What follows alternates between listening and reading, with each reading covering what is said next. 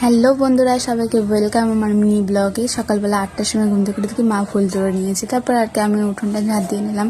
এদিকে পাশে থালা বাসন ছিল, সেই থালা বাসনটাও মেজে নিয়েছি। তারপরে আমি আমার বিছনাটাও গুছিয়ে নিয়েছি, কারণ অনেকটা বেলা হয়ে গেছিলো।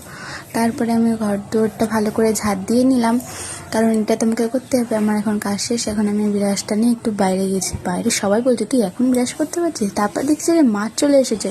তারপর ঘরের দিকে তাকিয়ে দেখি 9:30 বাজে। আমি 9:30টার সময় ব্রাশ করছি। তারপরে দেখছি মা মাছ রেখে নিয়েছে। তারপরে মাকে একটু হেল্প করে দিয়েছিলাম, কারণ ঘুম থেকে উঠে দেখেছি মা ভাত বসিয়ে দিয়েছে। তারপরে আমি মাকে হেল্প করে দিচ্ছি, একটু কেটে দিলাম। কচু আর ঘাটি দিয়ে আলু দিয়ে রান্না হবে, আর লতি। দেখো মাকে লতি ছাড়িয়ে দিয়েছি, কিন্তু মা এটা কাটতেই ভুলে গেছে। এখন জিমটে বাগটাম ডাম দেখেছো, মঞ্চ পরে আমার মাছটা কাটা হয়ে গেছে। কি সুন্দর না? তারপরে যে আগের দিনে যে মাছটা স্টোর করা ছিল সেটা আজকে রান্না হবে কচুর গাঁটি দিয়ে আলু দিয়ে। দেখো এত জমে গেছে, এটা পড়ছিলই না। তারপরে কি আমি মাকে দিয়ে স্নান করে নিয়েছি। মানে আমার চুলটা এত পরিমাণে জট হয়ে গেছিলো কি বলবো। তারপরে বললাম পরে জ্বর ছাড়াবো, এখন আর জ্বর ছাড়ানোর সময় নেই। তারপরে আমি পুজো টুজো দিয়ে নিয়েছি। এখানে কিন্তু আমি ভাত খেয়ে নিয়েছিলাম, কিন্তু খাওয়ার ভিডিওটা আমি তুলতে পারিনি, এটা স্কিপ করে গেছি। থালা বাসনটা মেজে নিচ্ছি। তো টাটা বন্ধুরা, আবার দেখা হচ্ছে আগের ব্লগ।